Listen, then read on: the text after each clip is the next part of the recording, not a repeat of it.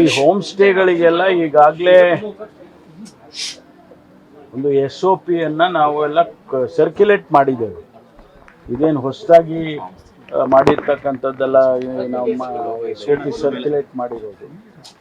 ಅವರು ಅದರ ಪ್ರಕಾರ ಕ್ರಮ ಮಾಡಬೇಕು. ಯಾರು ಆ ವ್ಯಕ್ತಿ ನಡೆಸ್ತಕ್ಕಂಥವ್ರು, ಹೋಮ್ ಸ್ಟೇ ನಡೆಸೋರು ಮತ್ತು ಅವರಿಗೆ ಲೈಸೆನ್ಸ್ ಇದೆಯಾ, ಅವರು ಏನೇನು ಕ್ರಮ ತಗೊಳ್ಬೇಕು ಒಂದು ಹೋಮ್ ಸ್ಟೇ ಮಾಡಬೇಕಾದ್ರೆ ಅನ್ನೋದೆಲ್ಲ ನಾವು SOPಯನ್ನು ಕೊಟ್ಟಿರ್ತೀವಿ.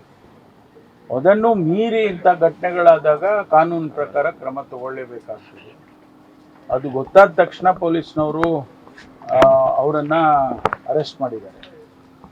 ಕಾನೂನು ಪ್ರಕಾರ ಇನ್ಮೇಲೆ ಅವ್ರಿಗೆ ಕ್ರಮ ತಗೊಳ್ತಾರೆ.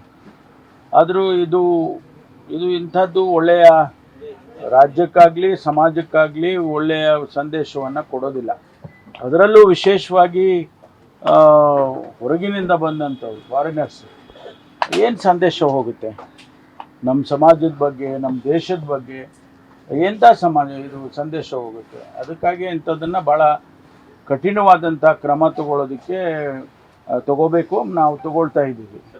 ಸರ್, ಘಟನೆ ಆದ್ಮೇಲೆ ಕೂಡ ಆಕೆಗೆ ಸಹಕಾರ ಕೊಡಬೇಕಾಗಿದ್ದಂತ ಮಾಲೀಕರು ಅವ್ರಿಗೆ ಕಂಪ್ಲೇಂಟ್ ಕೊಡದೇ ರೀತಿ ತಡೆದಿರೋದು ಅದೆಲ್ಲ ಈಗ ಘಟನೆ ಆದಮೇಲೆ ಅದನ್ನು ಮುಚ್ಚು ಹಾಕೋದಕ್ಕೆ ಪ್ರಯತ್ನ ಮಾಡಿದ್ದಾರೆ ಅಂತ ಅನಿಸುತ್ತೆ. ಆದರೆ ಪೊಲೀಸಿಗೆ ಗೊತ್ತಾದ ತಕ್ಷಣ ಅವ್ರನ್ನ ಈಗ ಸೆಕ್ಯೂರ್ ಮಾಡಿ ಅವರಿಗೆ ಜುಡಿಷಿಯಲ್ ಕಸ್ಟಡಿಗೆಲ್ಲ ಕೊಟ್ಟಿದ್ದಾರೆ. ಡೀಟೇಲ್ಸು ನನಗೆ ಅದನ್ನು ತೊಗೊಂಡು ಹೇಳ್ತೀನಿ. ನಾನು ಜಾರ್ಖಂಡ್ನವರು ಅಂತ ಹೇಳ್ತಿದ್ದಾರೆ, ಬಟ್ ಅದು ವೆರಿಫೈ ಮಾಡಬೇಕು.